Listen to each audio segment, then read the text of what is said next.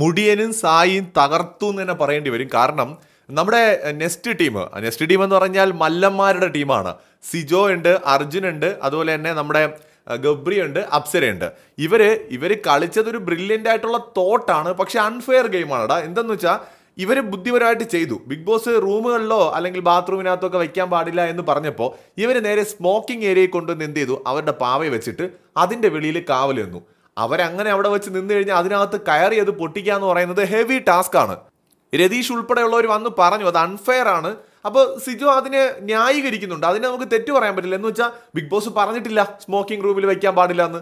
മാത്രമല്ല smoking area എന്നാണല്ലോ അവർ വിളിക്കുന്നത്. അപ്പോൾ അതുകൊണ്ട് റൂമും അല്ല. അപ്പോൾ അതുകൊണ്ട് അവിടെ കൊണ്ട് വെച്ചു എന്നുള്ള അവരുടെ പോയിന്റ് ഒരു രീതിയിൽ നോക്കിയാൽ ഓക്കെയാണ്. പക്ഷെ ബിഗ് ബോസ് എന്താണ് പറഞ്ഞത്, റൂം ബാത്റൂം ഇങ്ങനെയൊക്കെയുള്ള സ്ഥലത്ത് കൊണ്ട് വെച്ച് കഴിഞ്ഞാൽ ഈ ടാസ്ക് കളിക്കാൻ പറ്റില്ല. അപ്പോൾ അതുപോലെ തന്നെ ഒരു ഏരിയ ആണ് ശരിക്കും സ്മോക്കിംഗ് ഏരിയയും. അപ്പോൾ അവിടെ കൊണ്ട് വെച്ച് ഇവർ ഇതിനെ സംരക്ഷിക്കുമ്പോൾ അത് അൺഫെയർ ആണ്. പക്ഷേ എന്നിട്ടും ഇവർക്ക് അവരുടെ പാവയെ സംരക്ഷിക്കാനായിട്ട് കഴിഞ്ഞില്ല എന്നുള്ളതാണ് സത്യം. മുടിയനും നമ്മുടെ സായിയും കൂടെ പോയി മക്കളെ പൊട്ടിച്ചളഞ്ഞു. രണ്ടുപേരും രണ്ട് ടീമാണ്. സായിയുടെ ടീം പവർ ടീമാണ്, മുടിയന്റെ ടീം എന്ന് പറയുന്നത് മറ്റേ ടണൽ ടീമാണ്. പക്ഷേ അവർ രണ്ടുപേരും കൂടെ പോയിട്ട് ആ മിഷൻ കംപ്ലീറ്റ് ചെയ്തു എന്നുള്ളതാണ് ഇൻട്രസ്റ്റിംഗ് ആയിട്ടുള്ള കാര്യം. അപ്പോൾ ഏറ്റവും വലിയ ടീമിനെയാണ് പുറത്താക്കിയത്, ഏറ്റവും സ്ട്രോങ് ആയിട്ടുള്ള ടീമിനെയാണ് പുറത്താക്കിയത്. അങ്ങനെ നമ്മുടെ നെക്സ്റ്റ് ടീം കളിയിൽ നിന്ന് പുറത്തായിരിക്കുകയാണ്.